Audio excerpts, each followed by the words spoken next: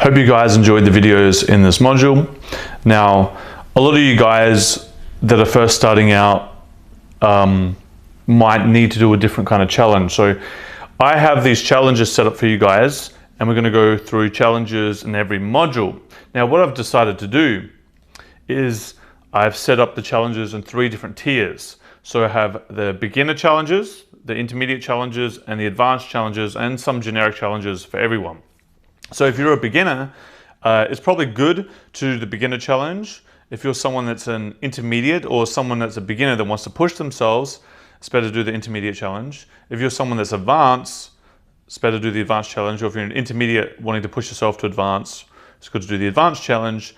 Or you can just do all 3 of them if you'd like. If you're a beginner, you could try all 3 of them. If you're intermediate, you could try all 3 of them. If you're advanced, you could try all 3 of them. So for this module, my challenge for everyone is to just go out and get rejected.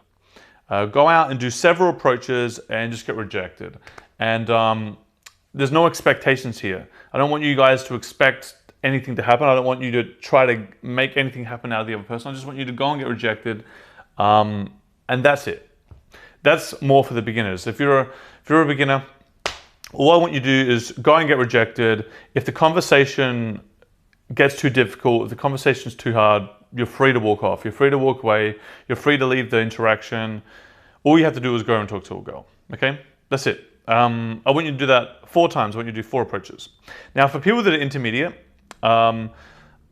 rejection probably isn't that big deal for you. You've gone out and you've had several results. And let me define this. Someone that's an intermediate is someone that's a beginner, someone that's advanced. Someone that's a beginner, someone that hasn't had much experience with girls in their life. Perhaps has been with less than 10 girls, a beginner would be, or someone that's just very new to game. Someone that's had been with a lot of girls could be a beginner to game as well. Someone's an intermediate, someone that's been with around 10 to 50 girls, more around 10 to 30, maybe been in game for a few months up to a year, or longer if you're really in purgatory, or maybe anyone that's been in the game for 6 months to even 3 years. It really depends, but that's around the range, 10 to 30 girls, 10 to 50 girls, you know, you can pull sometimes. Things aren't perfect. It's hard to get the girl to chase you, that kind of thing.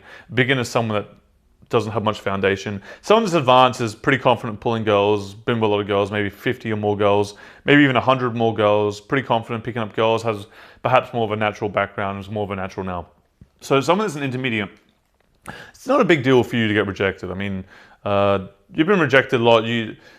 It's not so much, this task isn't about you getting better at getting rejected. So what I want you to do is I want you to go into 4 interactions and make sure that you're always closing.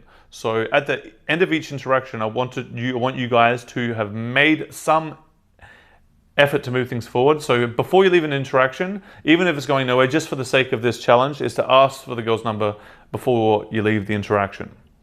Go out and not expect anything, go out and not give a fuck, but before you leave these 4 interactions, ask for the girl's number before you leave. Even if the girl's like, oh, sorry, I don't want to talk to you, like, oh, before you go, what's your number?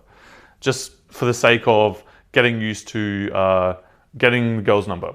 And for people that advance, more or less the same, but I don't want you guys to leave the interaction, and I don't want you to get the girl's number. I don't want you to leave the interaction until trying to move the girl or trying to take her somewhere else, trying to get the girl to come for a coffee, even trying to instant pull her or trying to take her on a date before you leave, no matter what. And this is more an advanced thing because if the girl's not interested in you or whatever, you're going to have to calibrate pretty well to do something like that.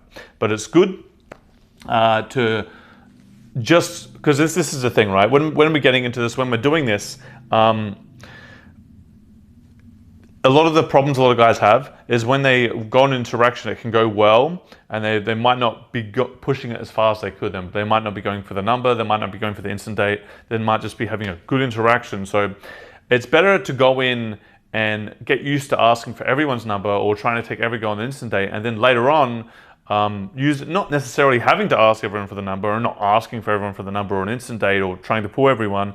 It's just when you see the opportunity to do it, you're quick and you're fast to react. Because if not many girls are, if you don't determine many girls are you're able to take an instant date on or get their number, you're not used to doing it, so you might not be fast and quick in doing it. So that's all your task is this week is for beginners, just go out and get rejected. For intermediates, go out and make sure you ask every girl for the number that you talk to, maybe 4 girls. And for advanced people, make sure every single girl you talk to, you make some effort to try to take them to another place on an instant date or something.